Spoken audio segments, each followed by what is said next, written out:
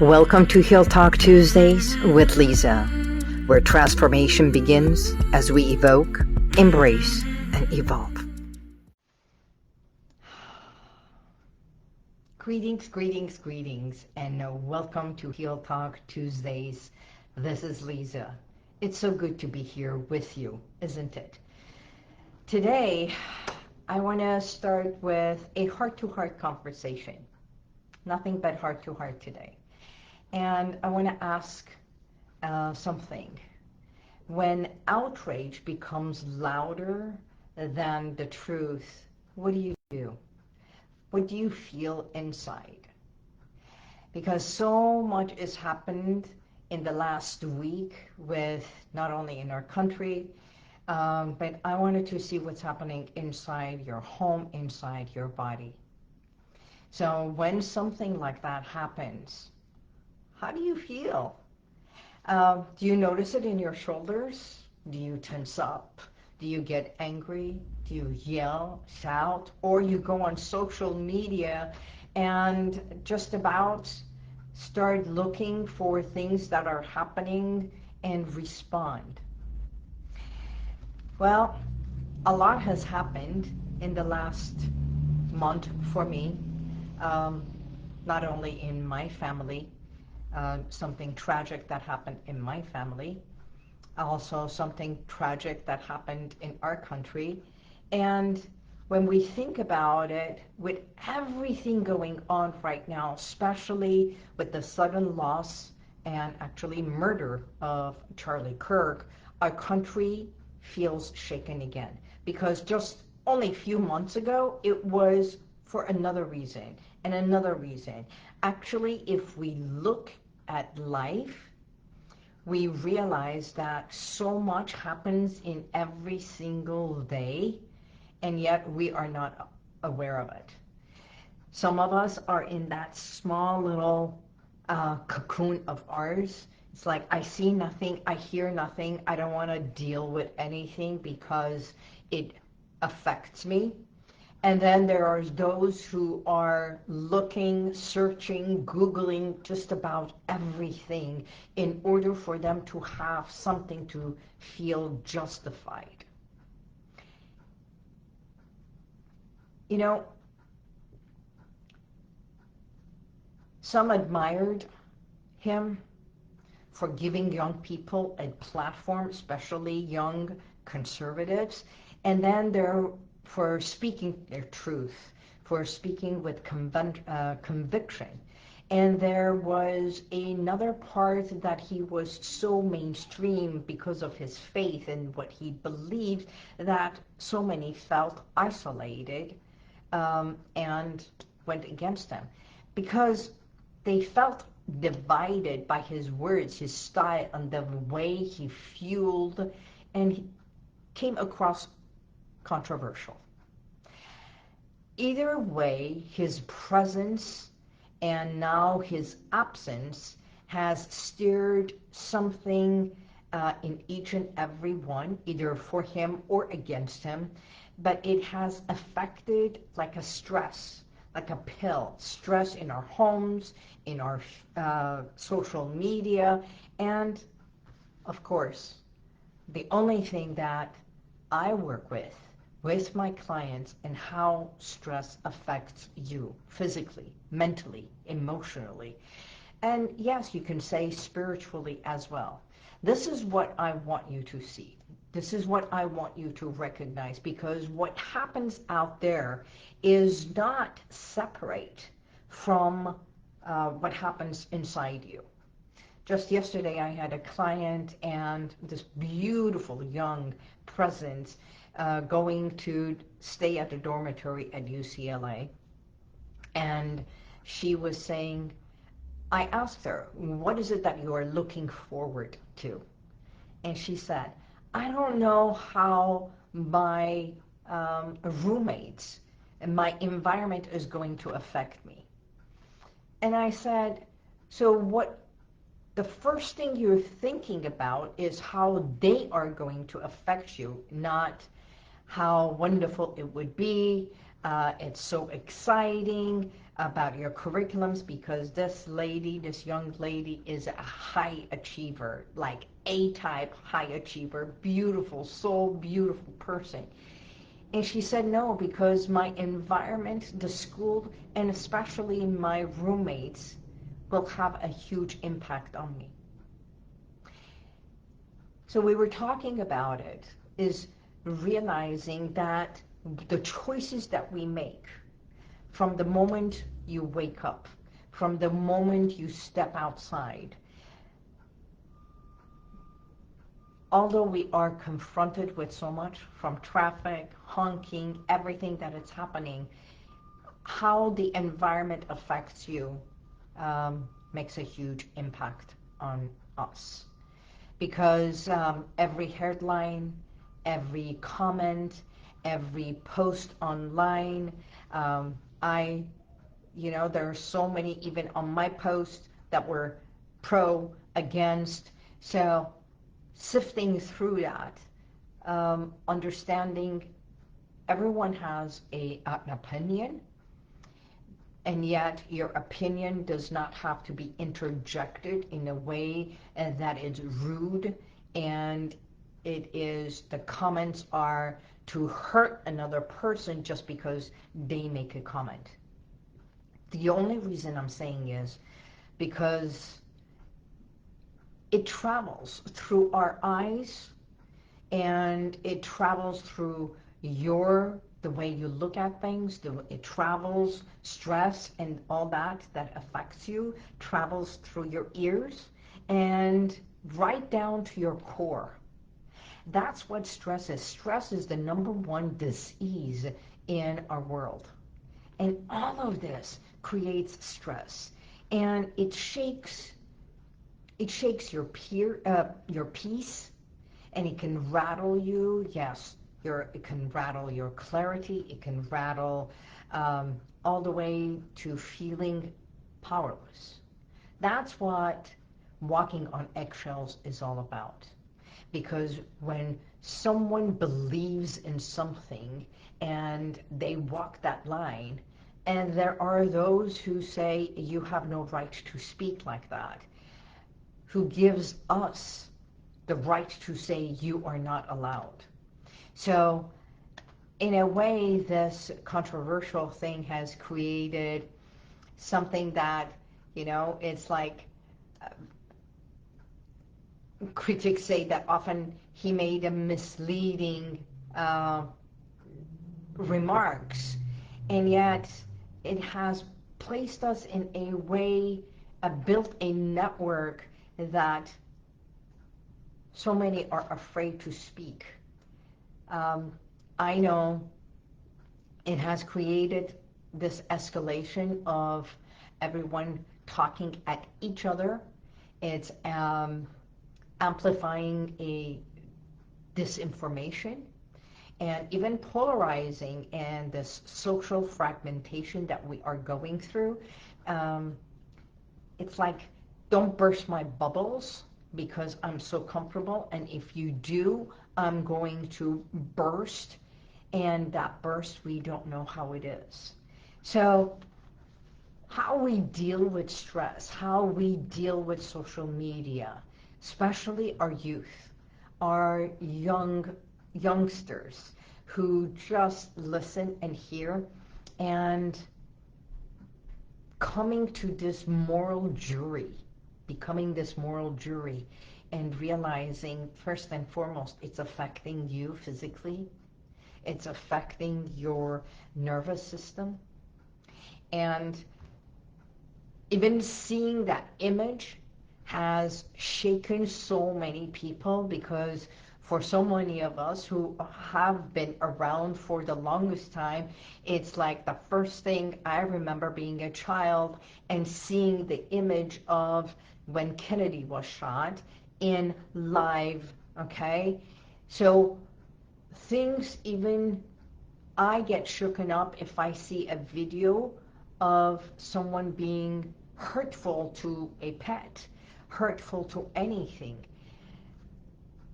It affects us. Words have power and can hurt. So understanding that it has brought us to a point that even having live podcasts, some people will be there to say thank you very much for this message, and others who will say, how dare you speak this way, because it is not right. You know, yes, we do have free speech in here, but our free speech is not to harm another person, especially when we do it intentionally. And everything that is going on right now, it's affecting not only you, but the people sitting next to you, even your children, because frankly, they're looking up at you. They're looking up to you and looking to see how it's affecting you.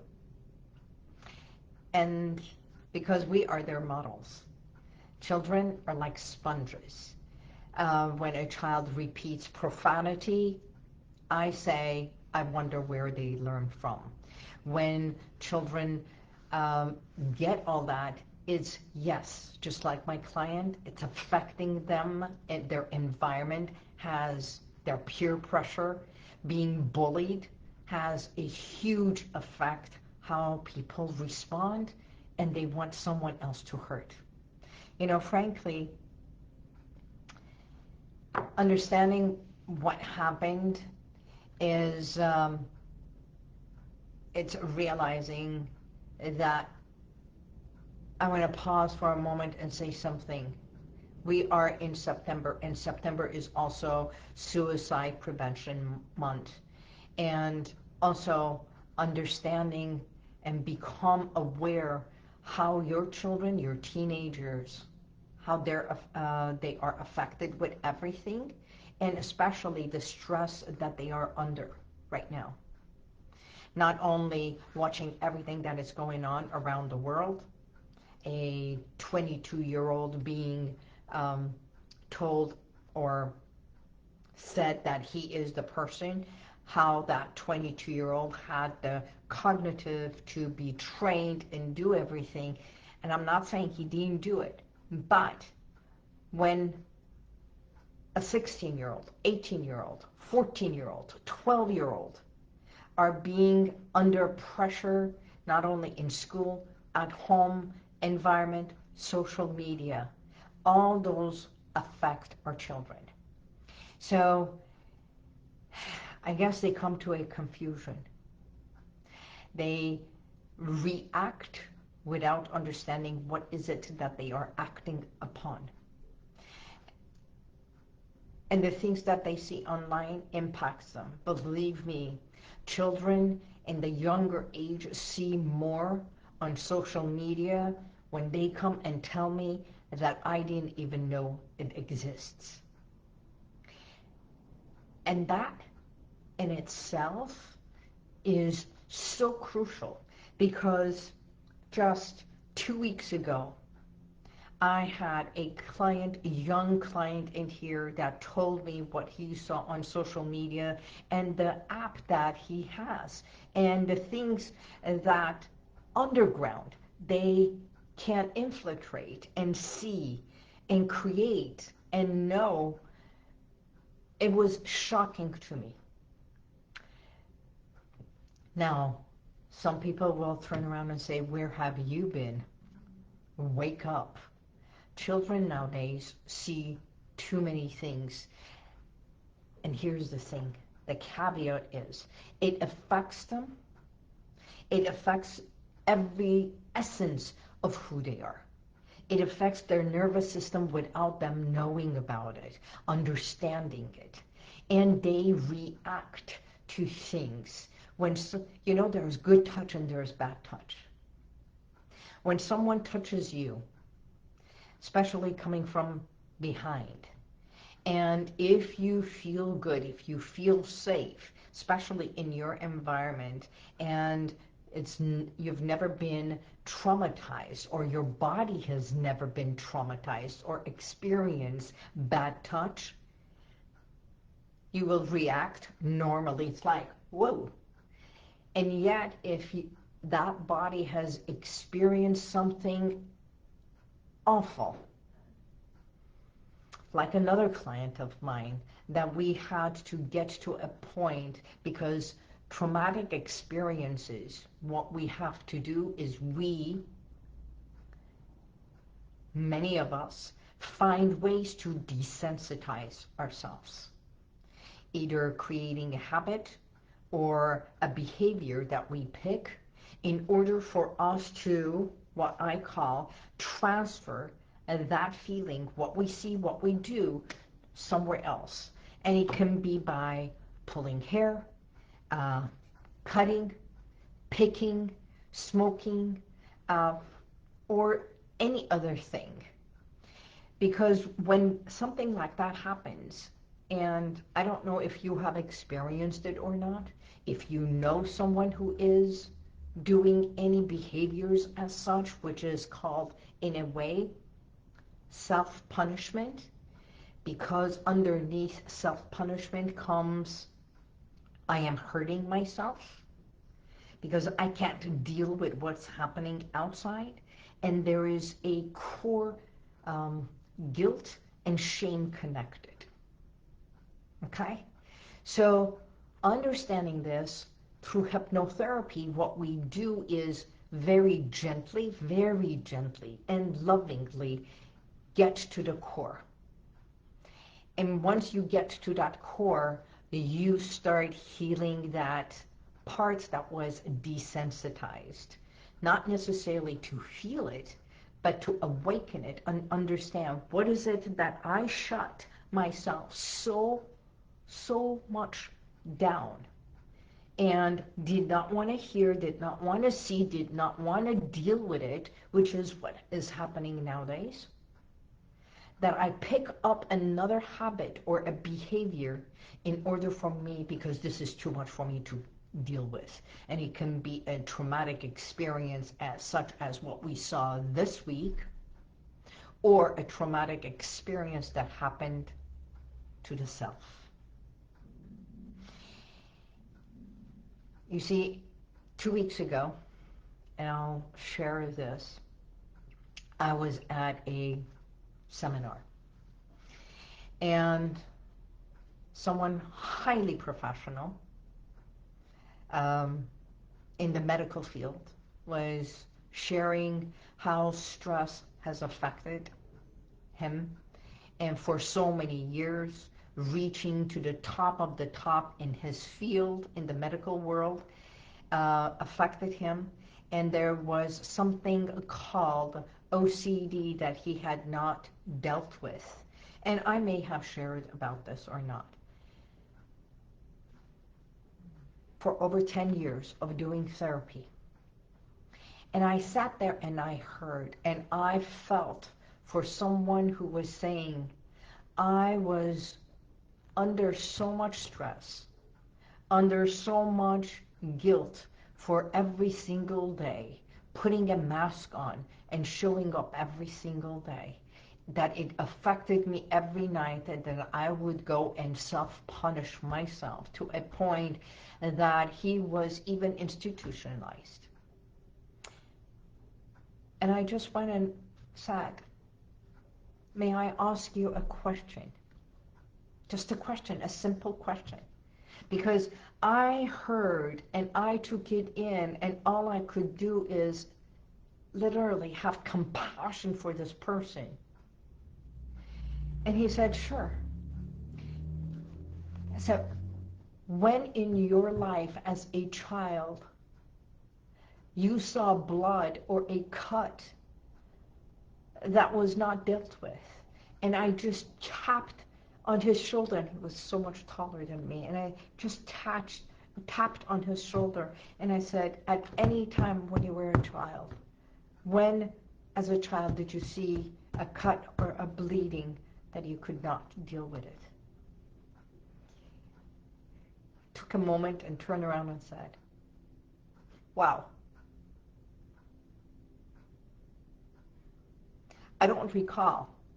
And yet I also do not recall anyone asking me that question in all my years of therapy. so bluntly, so straight.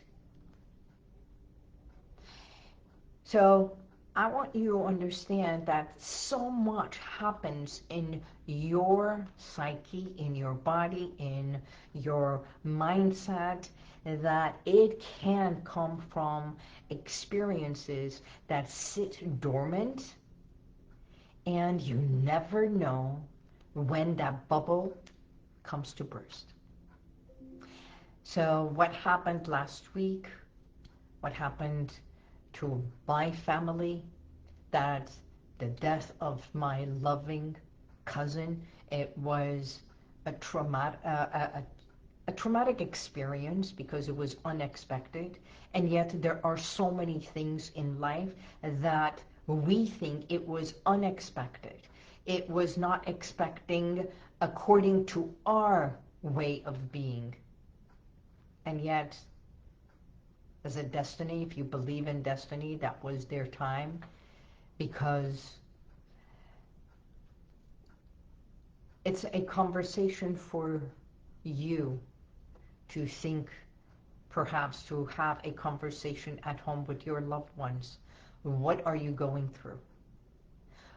Is there something that I can just sit with and listen? I'm here for you, right? And because what happens, it shakes our peace, the peace that we know of, right? So what I would ask is for you to have a conversation, maybe even lovingly hug someone. Ask someone, how are you really doing? Not, are you okay?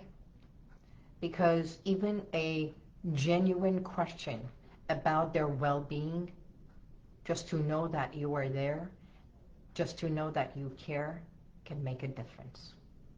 You know, I have a quote, and this is my quote. The purpose of life is finding your purpose for living.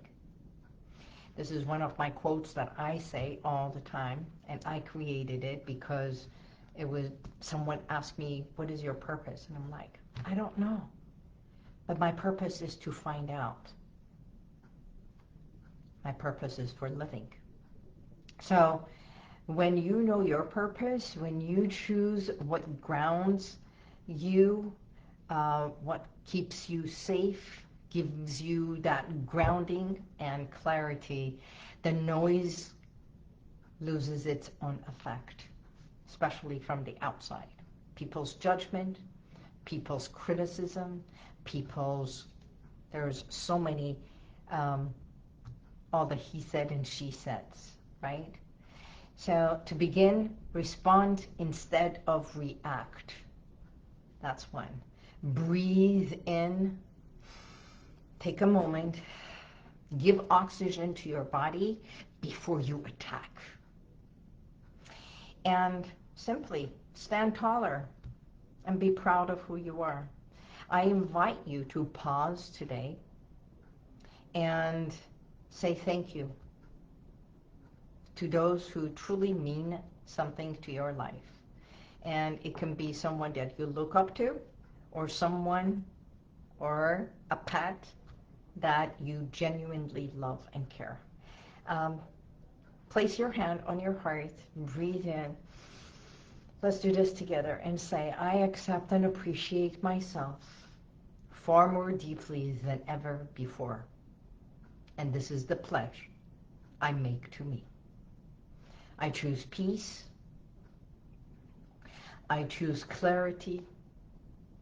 And I choose a better purpose. And if you are ready to calm your mind and reset your body from the core, and especially have mindfulness, finding that purpose for your living, remember, I'm always here for you. Because this is how we evoke, this is how we embrace, and this is how we evolve in life.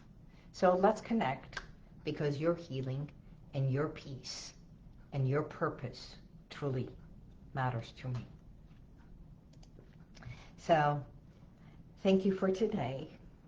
And until next week, God bless you. And may the universal light surround you always. Bye-bye.